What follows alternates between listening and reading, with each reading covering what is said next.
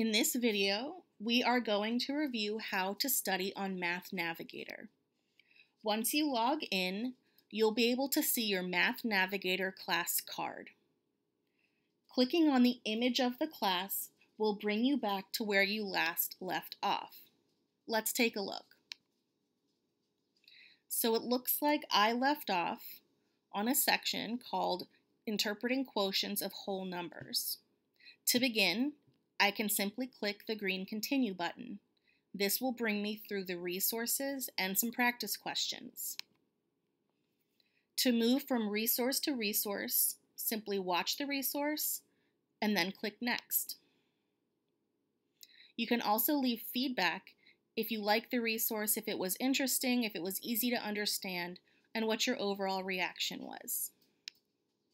Another way to access your learning journey is to click on the course map icon on the classroom card.